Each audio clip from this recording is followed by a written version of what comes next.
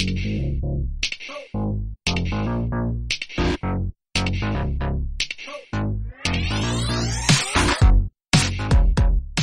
and gentlemen, welcome to Snap Material. Boy, do we have a packed full few episodes. We are recording on the 8th of June. New season has already dropped, so we're just a tiny bit outside of when the new season hit. So you'll probably be listening to this, I would imagine, by the following week at the very least. But we are going to cover our interactions, our fun that we had with the previous season, Guardians Greatest Hits. We're going to talk about the cards, if we ran into any of the cards, any of the locations. We're also going to talk about our experience with the last season and how things how things kind of shook down. Because I personally had some struggles last season. I'll get into that a little bit. Oh, yeah. Bring up our unlocks like we usually do, what we got a chance to unlock during the season. And we will also do something a little new here. Something that popped into my head the night that I was really down in the dumps about this game. And that was where I just finally said, I give up. I want to do a deck with Agatha in it. And not only that, but we did 10 games and we took some notes on each game and we got a record here. So Evan sitting over there, he did the same thing. I had a good time watching myself crater even further into the depths of the ranks. And then we not only talk Agatha in our Agatha experiment, but the people have chosen, Evan Bevins, the people have chosen our online battle this go around is going to be you and I both taking Agatha decks against each other. So all we have to do is hit next turn and watch the chaos unfold. So it is going to be fun. I know there were other choices on the poll, but I kind of knew it was Agatha all along. Oh, good one. Yes, the people have chosen, and Agatha won our Twitter poll on what we're going to be battling, how the theme that we are going to be battling with tonight. And then we're going to talk about the upcoming season here as well. Then we're going to round things out. So the upcoming season, Spider-Verses, which released this past Monday on June 5th. Then to round things out, we're going to do one of our favorite things, top 5. Evan and I have curated our list of top 5 characters from Marvel Snap that we didn't know about before we started playing the game. So yeah, there were some surprise characters that showed up while we were playing this game. Like, I didn't know they existed. I'm going to be surprised if there isn't a lot of overlap. I was thinking the same thing. Let's do the over. Let's pick a number 1 through 5 of how many you think we have on the list right now. So I'm going to go. I'll start. I say both of us have 2 on the list that are the same. What about you? I'm going to say 4. 4. Okay, I can't wait. I cannot wait. This past season was Guardians Greatest Hits. Let's talk about the cards that dropped. Nebula was the premier card. You know, you got the season pass, you got Nebula. She was a 1 cost, 1 power card that gained 2 power for every turn that the opponent did not play a card on that lane.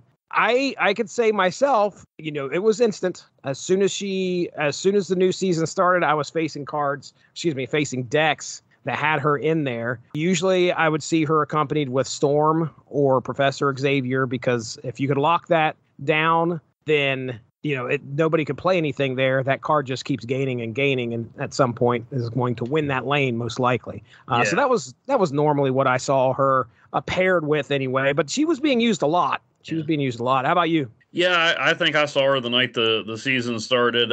Space Throne is one I thought she'd be good on, because you could only play there once. When I first saw it, I was like, I don't know. I mean, I guess that could work. But, you know, she really makes you, if you forget about her, all of a sudden it starts creeping up. So sometimes you end up playing where you'd rather not play. Mm-hmm. So it was pretty effective card. I'll probably try to snag her at some point now that she's attainable, and I have made a 6,000 token purchase with more than a little buyer's remorse. Oh boy!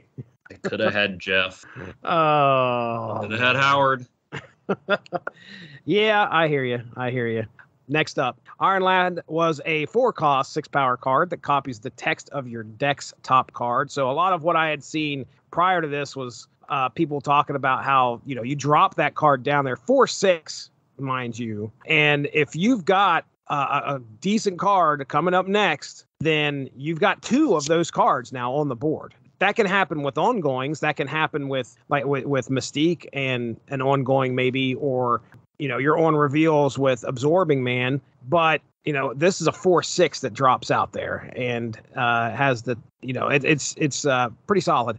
I saw him a couple times. I wasn't playing this season too many decks that allowed me to get cards outside of what I already had. The previous seasons, I would be playing something with Nick Fury in it or something with Agent Coulson to try and get me a card, or Agent 13. I didn't play much of that this season, so that's probably why I didn't have the chance to use them at all. But did you have any experience with Iron Lad? Pretty sure the hub gave me Iron Lad, and he copied the Collector. Okay. Which could have been useful, but I don't really. I think I might have gotten a 1-point boost or something. Okay. Yeah, he would be good in keeping with the same theme I come back to every episode of comic accurate combos. He'd work well with Howard the Duck. Yes, absolutely would he. And you're right, so comic accurate. Yeah.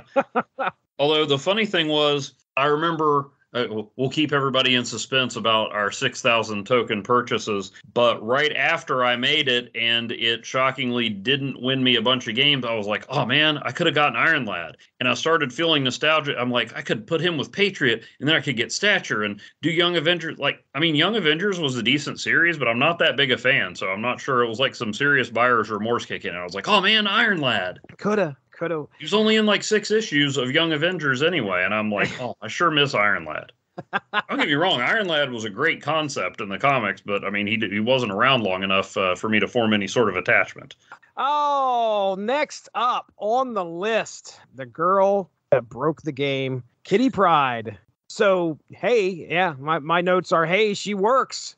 Had no idea that everybody got Kitty Pryde until probably about, I don't know, 3 or 4 days after everybody got Kitty Pryde. And I was like, oh, that's right. I can put her in my deck now. I did see her a lot out there when she finally got out there and was making an impact on the game, especially with like Collector. She'd go back to the hand, pump the Collector up.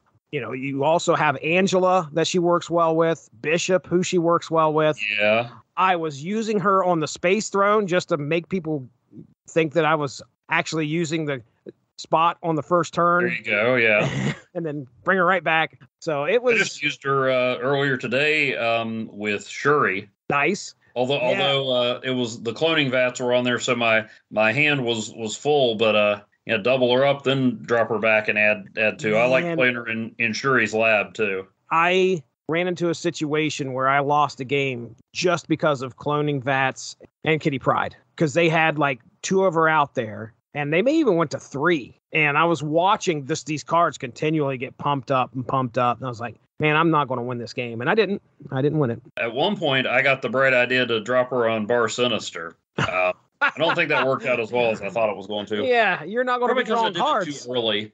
You don't. It's just like I've tried cloning Deadpool a few times, and it's like, yeah, you want to get him pumped up a little before you start doing that. Exactly. I've put her in a lot of decks, whether she was specifically for them or not. I put her kind of on the level of Sunspot. She's vulnerable to Killmonger. A couple times I tried to pair her with Invisible Woman or Zero because she keeps coming back, and then if you want to drop a 6-cost card, you've got your 8 or 10 point Kitty Pryde, and you can't do anything with her. I think it might have been I used her when the Dark Dimension was the feature of the location. I'm like, wait a minute, Invisible Woman can do that all the time. Yeah. So Invisible Woman went from a card I never used to a card that I put in most of my decks this time around. Yep. She also works really well with Atuma. Oh, yeah.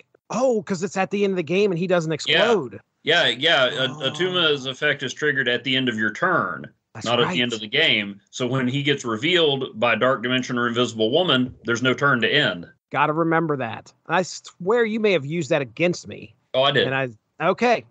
All right, then. All right. Now we talk about the one card that I think everybody saved up tokens to get or was trying to save up tokens to get. And on release day, some stuff went down that this game never ceases to amaze me.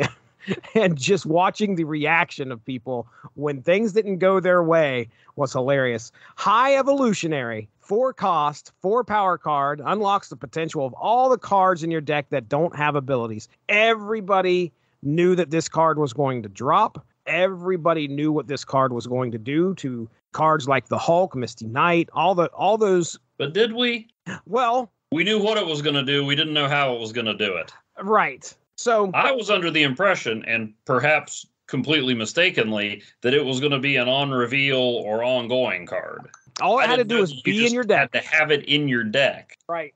There's only one other card I know of that works like that. You got a great point there, because I think when I first was facing somebody who had High Evolutionary in their deck and they laid out like Misty Knight, and Misty Knight is all of a sudden glowing, I'm like, wait a second. This was not what I expected it to be. But yeah, you just have to have them in your deck in order to unlock all of these cards. So all these cards that had a single, pretty much a single purpose before, now they have some real playability if you have High Evolutionary in your deck. So again, that's what made him a very, very wanted card. And I should have looked this up, but didn't they delay him for like a day?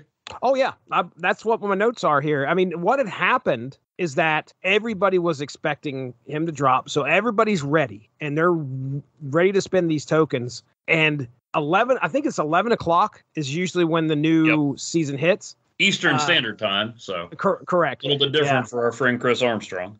Yes, indeed. So 11 o'clock hits, and everybody's rushing to the shop, and all they see is Howard the Duck. And more time passes, and more time passes. And so I'm hopping on Reddit at like 11:15, and the posts are just pouring in about like, oh, where's he at? Where's the isn't High Evolutionary supposed to drop today? Where is he at? And he didn't show up, I don't think, for, you might be right, it might have been a whole day, or at least a little bit into the next day. But my favorite was looking at the meme, and I shared it with you, with Howard the Duck getting thrown out of Moe's bar.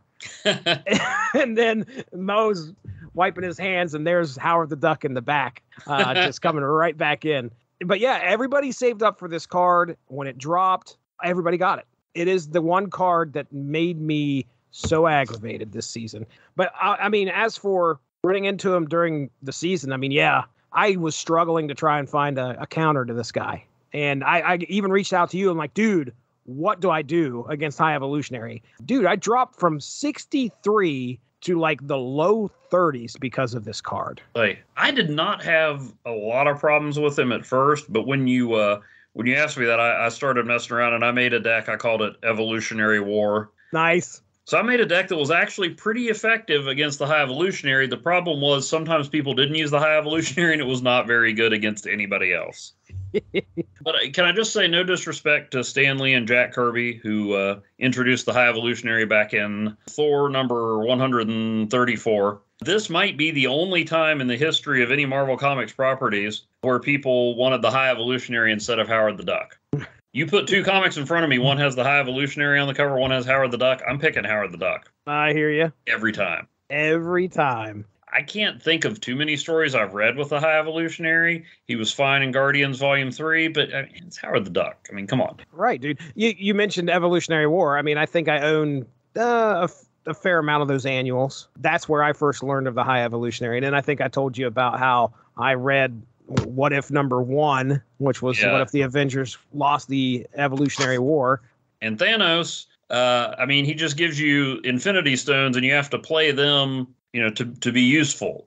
High Evolutionary, I mean, yeah, those cards build off each other, sometimes to annoying effect, but yeah, I don't know. I think he ought to be a 4-cost 0 power card. Because, I mean, a 4/4 is not that great, but it's something. I mean, so he's, even depowered, he's usable. Honestly, yeah, you got a good point. How many times did you run into a High Evolutionary deck where High Evolutionary never came out? Most of the time. Right. Almost every single time. So why even make him a 4-power card? I mean, I guess in light of it, there's probably some kind of like weird line that they have to skirt. Sure. Where they're like, oh, if we make him a 0, I mean, the High Evolutionary he was a fairly big bad in Marvel Comics for a little while, and he's, we got to tie him in with the new movie that's coming out. We can't disrespect him by making him a 0-power card. Well, yeah, I mean, he's got to have some kind of cost, but there's no incentive to play him. Yeah, there isn't. There really isn't. So, I mean, and but if you do have to play him, it's no big deal. You're still getting 4 points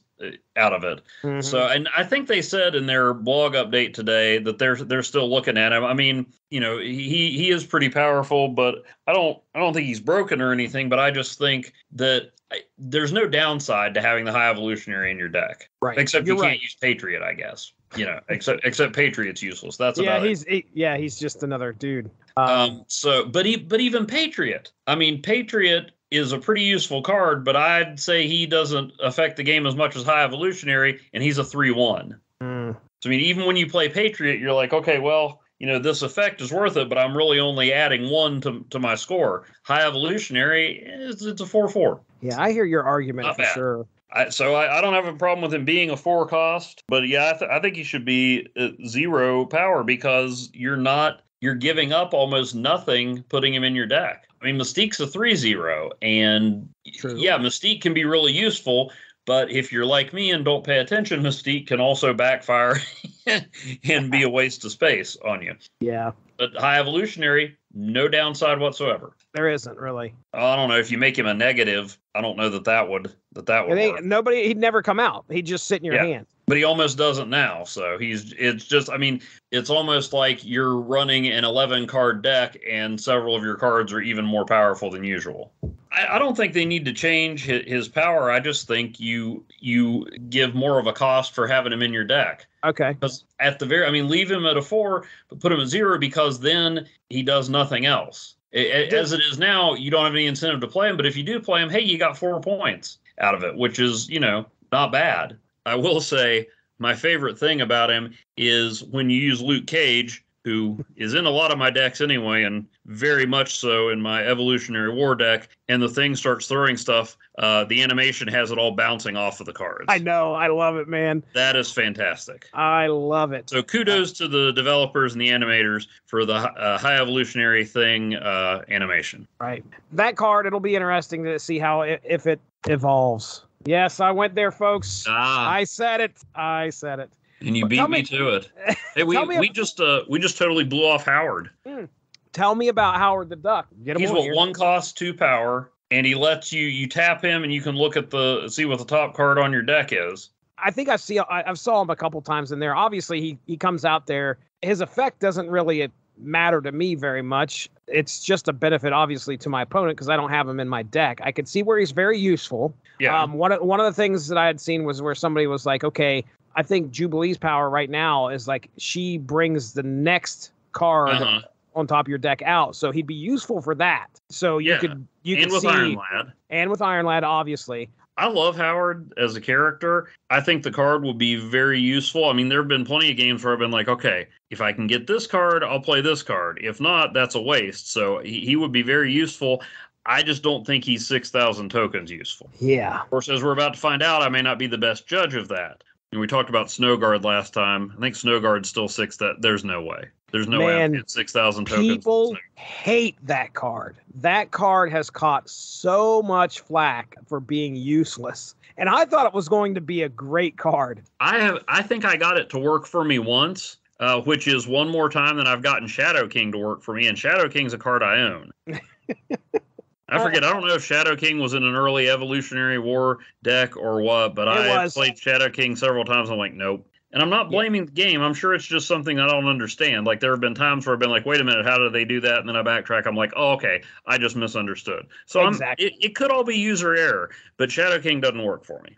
It's time to go with the last new card. Yes. Our big purchase. The Living Tribunal. So did you purchase this too? I did. That's right, you did. I was saving it up. At first, I was like, you know what? I'm just going to wait. I'm going to get like Spider-Man 2099. And I'm like, I'm actually building up pretty quick. I think I can get 6,000 tokens before the next season ends. So I was thinking, I'm like, oh yeah, I got me some Living Tribunal decks. I saw them pop up once or twice. I'm like, oh yeah, this is going to be good. And I got my 6,000 tokens and I got Living Tribunal. And I thought maybe I should have bought Iron Lad. I dropped the $6,000 for Living Tribunal because I'm sitting there thinking, I've got a strategy to make this guy work. Mm-hmm. I know I can make this guy work. It's real easy. I can fix it. Yeah. You throw a big power card out there as best as you can, as low as cost as you can. You get Iron Man out there, And if you got a Mr. Negative deck, great, go for it. Then you can get Iron Man out there for 0 for 5, and then you just throw another high-powered card out there if you can before turn 6 rolls around. And it doesn't matter where it is. Right. You can look like you have no strategy whatsoever. And if you got Magic, get you a turn 7, and then that way you can throw another thing out there on, and double the power if you can with Iron Man, and then lay out. I thought about that though, and Magic, that's turn 5 to only get 3 points when you're just trying to stack as many points as you can. Right. I don't think she ever made it into my my Living Tribunal strategy.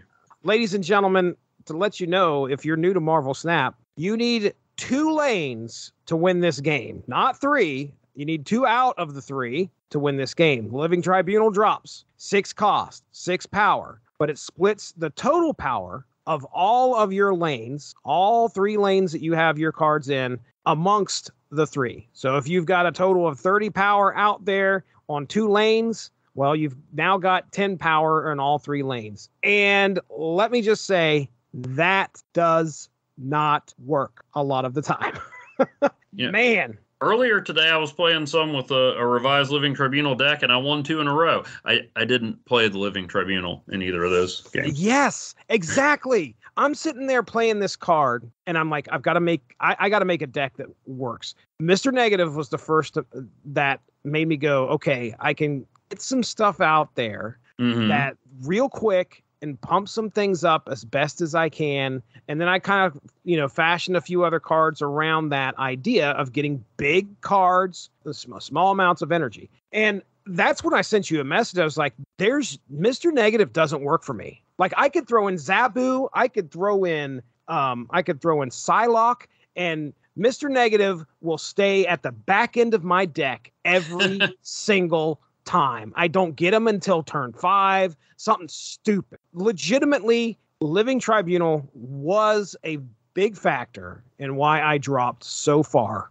Now, I'll say I'll blame High Evolutionary for a lot of what I hit, but getting Living Tribunal and trying to make a deck work, I just couldn't get it to work. I couldn't, because I couldn't get enough power out there to split 3 ways and actually win 2 lanes. Because usually the smart Snap player is going to understand, I don't care about this lane, I need these 2, and they will pump those 2 lanes up, and boom.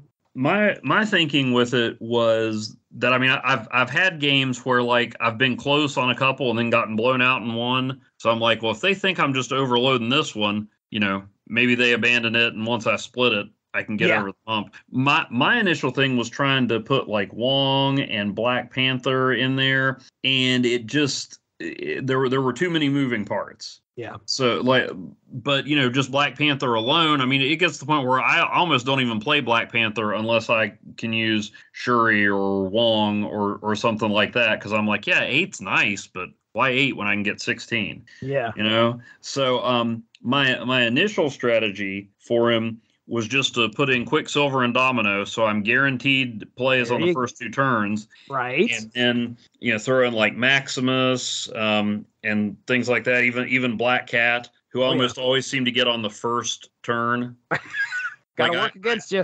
I haven't done it. It's like the reverse of your Mr. Negative. I haven't. Maybe I should take notes on that. Like, put Black Cat in a deck and see how many times I get her in the first draw. Because I swear that's what happens all the time, and I can probably count on one hand the number of times I've played Black Cat. Same. So I mean, she's great in a discard deck because it's 2 more points for Morbius. Crossbones, I figured, would work well with Living Tribunal because a lot of times you're wanting to put more points on the ones you're losing. So since Crossbones is a bully, he likes to pile on where they're already winning. I figured, well, hey, since it doesn't matter, that's a good place for him. Right. I thought Living Tribunal would be great when Mojo World shows up. Oh, absolutely. Now, I do. That one up. Yeah, I was going to say, I do recall, having some pretty good success. Did you use Onslaught and Iron Man combo? I did not. I don't know why I'm so hesitant to use Onslaught. I think I've used him a few times and it just hasn't worked. Here's the problem. I mean, if you do put Onslaught in the deck, you need to have Magic in there too, because you're not going to be able to play Onslaught and Living Tribunal because they're both cost 6. Yeah, or Psylocke. Something to give you the extra. Well, I think you need the extra turn. Well, no, Psylocke would work if you got Living Tribunal out there. It depends on the timing. The other bright idea I had was throwing the Infinite in there and then Dracula. Yeah. But actually, what I ended up doing is using Wave, so I could get either the Tribunal or another 6-cost card out there earlier. Of course, 2 games in a row, one of which I got a thumbs up, that led to Galactus being deployed early. Although the guy played it on the raft. I had been filling up the raft, and I played Wave, and then I dropped Giganto on the raft, so he figured, oh, well, this guy's out of cards, so I'll just play Galactus here, and then he can't play anymore. Well, which worked, except one of my cards on the raft was Sunspot. Oh. So that let me add 11, and he dropped Doc Ock in there thinking, oh, I'm not going to pull any more cards, and then Sunspot bumped up, and then I guess he took a look at that and retreated. So I did actually make somebody retreat after they successfully deployed Galactus. Oh, nice. Totally by accident. Not through any skill of my own, but that's how it happened. So yeah. So you got some regret, huh? A little bit, but I mean, I don't know. I think it's a cool effect. I mean, like we were talking about last time, I don't begrudge the Krakoas and Egos of the game because it's an interesting effect. I just think they're terrible. It's still a cool character from the comics and one you wouldn't expect to be playable in something like this. And I don't know if you've seen the Dan Hip variant. It's not that different from the original one, but it's great and I want it. No, I think I might have. I think I did.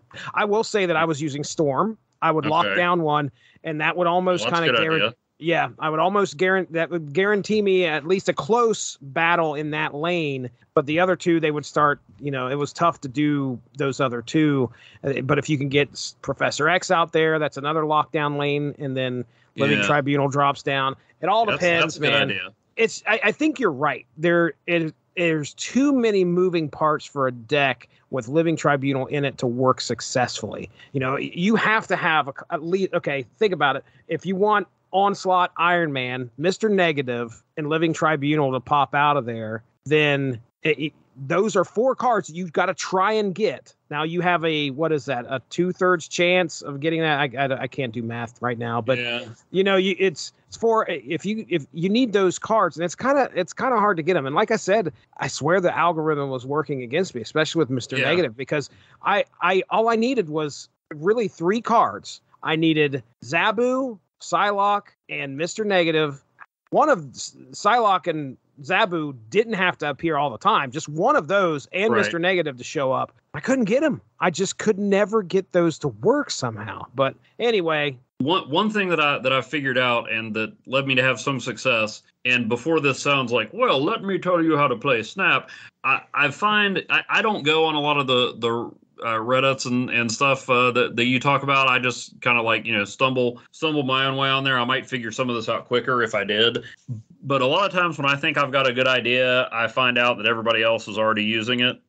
But one of the things that I especially learned when I first tried to make a Mr. Negative deck is you can't rely on one card. I mean, even if you've got a thematic deck like a destroy deck or a discard, you can't rely on just one card to make it work. With Living Tribunal, you've almost got to have another way to win. And like I said, when I was playing today on one of those that I won without using him, I could have used him and I'd built up a decent amount of points, and I looked and it's like, well, I can play Living Tribunal and get 11 or 12 points across all 3 lanes, or I can play Giganto and be all but guaranteed to win 2 of them. Yeah. There were a couple of times. By building in a backup so that I could win if Living Tribunal didn't pan out, I almost made him obsolete. I mean, it would almost be better to put another card in there. Yeah. I had a deck going with him in it, and then I was like, what would be better? and I took him out. So, well, let's get now the deck that I've got with him, I took out Quicksilver because I put in Kitty Pryde and Sunspot. Usually I like to have 3 1-cost cards in there so that I'm almost guaranteed getting one to start off. But Quicksilver's only 2 points. Kitty Pryde and Sunspot, you play them right, they can build up some points. So those are like the cheapest way to get significant numbers. Then I threw Domino in there just so I'd have something on turn 2. Then Wave, Thor, and Black Cat, who almost never makes it. I've got Shuri in there, but she's almost, one step too many. Yep. And then Crossbones. Jane Foster to get Mjolnir out of there. Then I've got the Living Tribunal, and in hopes of Wave making one of them playable, I've got Orca and Giganto. Orca's about the highest power card you can get, 16 if he's by himself, 11 if not, without a negative effect. Yeah. Like Hulk's the highest power card you can get without a negative effect at all, but Orca can go even higher if you get him by himself. So everybody else that's anything more than Hulk has a severe cost to them. Or Infinite has a cost in that you give up. You got to lose a turn. Yeah, 5 costs unless you've got a She-Hulk and Sunspot sitting down there. And like I said, the way it worked out, I think that may have been one where I actually got Kitty Pryde played with Shuri. I was looking at it, I'm like, oh, I can play Living Tribunal, I can get a decent score, but I don't see how I lose if I just put Giganto down. I didn't use Orca for the longest time, and then this season I really started using Orca. He was part of my best deck. Oh, they buffed him, giving him a good bit, and that helped. Yeah, what did he go from a 9 to an 11? Yeah. Okay. That definitely helped. You're right. A lot more playable. Let's get into our locations here for last season. Okay. So, got a few notes on this.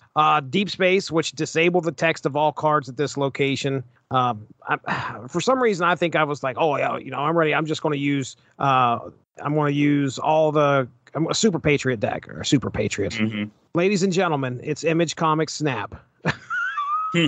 Not Super Patriot, folks. Just Patriot. There's a Marvel Super Patriot too, but nobody remembers him. Is there really? I had an old Overpower card of him, and it was just Captain America, but his name was Super Patriot. Okay, used by 3 fictional characters. All right. John Walker. Yeah. Mike Farrell. Patrick List. Super Patriot 3, a.k.a. Mike Farrell, was created in Captain America 237 by Chris Claremont and Roger McKenzie. Interesting. Okay. And Sal Buscema. Can't forget him. Well, okay. So I was... Anyway, sorry about that. Nope. Deep Space was, like I said, I think I may have used Quake a little bit here, but, I honestly don't recall this other than just being an annoyance. What about you? Yeah. I liked playing Atuma there and Kitty Pryde if I wanted to stop her coming back in the deck. So it's useful. It throws a neat wrinkle in and messes with some cards that usually can't be messed with. It's not game changing. No. It's not one of those that just shuts down a lane totally, or you have to sneak around to use. You just got to be careful what you put there. Milano, where cards can only be played on turn 5. I didn't think I would like this. And then I decided I think this was one of our strategies that we were talking about last show, was like use the Guardians. And I was like, we'll see. And then I was like, oh man, this is actually very useful. You start laying down Guardians on turn 5 because that's the only place that they can play. Man, Gamora definitely got me some points, and I was winning some games when Milano was out there, and I actually hated to see it go. Yeah, and another one that would be useful there if you had Nebula is Iron Fist. Use Iron Fist to drop Nebula over there. Oh yeah. Yeah, get her in there early. I guess that would only get you 3 uninterrupted turns, but that's kind of nice. Yeah, and then they're going to play something there probably too. Well, they have to. They have to play something there. So, well, I mean, they don't have to. If you got Sunspot down, they can skip. Yeah, but yeah, I mean, why would you want to skip on turn 5 unless you've got Sunspot and have Infinite waiting in the wings? For some reason, this was weird. When it was the featured location, I kept getting it as the first location a lot. I don't know what that means. It wasn't that significant, but I kept not only seeing it, but seeing it as the first location. You said you missed the Milano. Was it one that they kind of took out of the rotation for a while? No, I think they did that with Plunder Castle. They just took it out.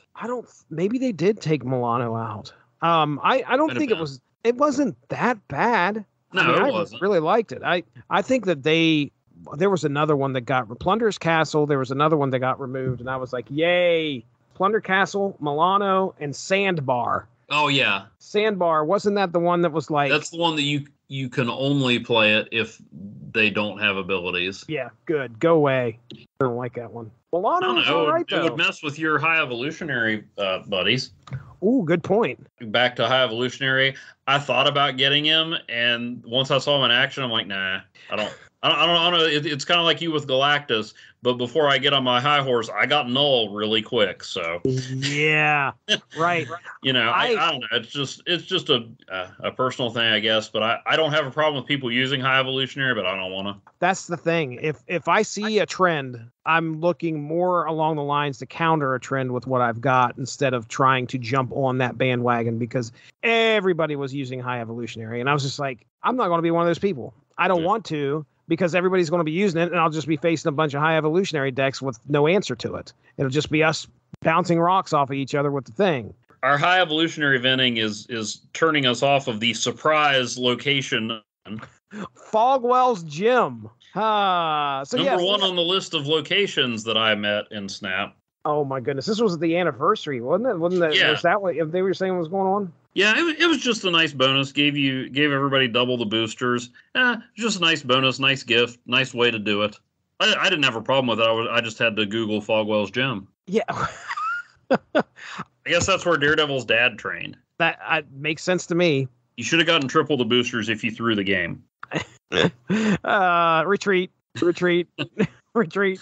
I sort of pay attention to boosters, not a whole lot though. When they were like double the boosters, I'm like, okay, sure. I mean, that's fine with me. I'm not paying attention to boosters. I'm just I'm playing the cards, and then if I get some boosters for it, great. And that's kind of like, when I'm going up my collector level or something along those lines, I hit the boosters. I'm just like, I don't care. I mean, okay, fine. I want them to rather have them so I can update my cards, but right. I'm not paying attention to who I get, or am I sitting there going, I need boosters for this, that, and the other? No. The only time I notice boosters is sometimes I do run out of them for somebody I want to build up. Somebody shared a meme, and if I can describe this, I would have rather sent it to you. But when Fogwell's Gym drops or everybody's celebrating the fact they're getting double boosters, and it shows this lady at an awards ceremony, and she's sitting there eating or taking a big drink, and everybody starts clapping, and she like gets real paranoid and starts clapping along with them because she has no idea what she's clapping about. That's exactly what it felt like for Fogwell's Gym. Everybody's just like, okay, all right, great, yay, boosters.